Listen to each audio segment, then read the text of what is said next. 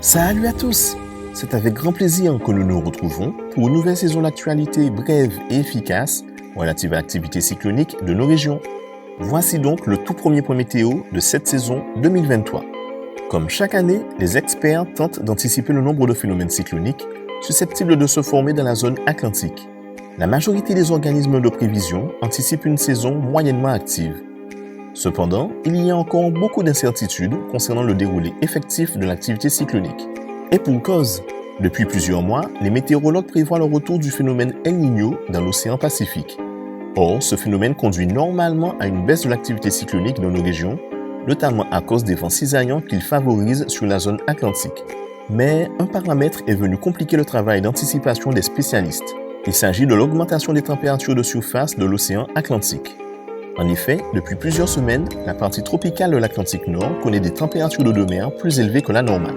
Or, plus l'eau est chaude, plus la probabilité de formation cyclonique augmente. Nous avons donc d'un côté El Niño qui pourrait conduire à une saison cyclonique moins active et de l'autre côté un océan Atlantique qui pourrait favoriser l'activité cyclonique si l'augmentation de ces températures d'eau de mer se poursuit jusqu'au pic de la saison.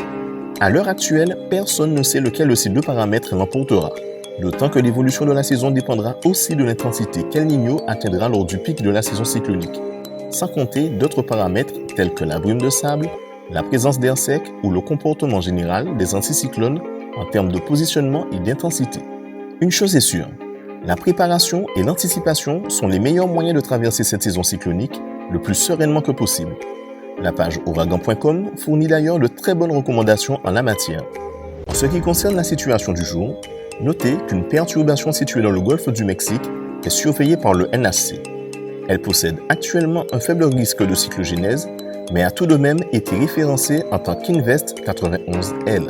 Ce phénomène fera l'objet d'un suivi approfondi par les météorologues américains, mais ne représentera pas de danger pour l'arc des Petites Antilles.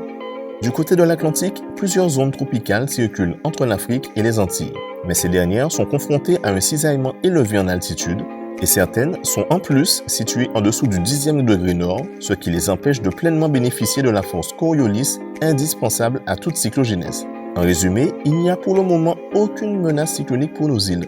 Voilà, c'est tout pour aujourd'hui. Bonne journée à vous, à bientôt.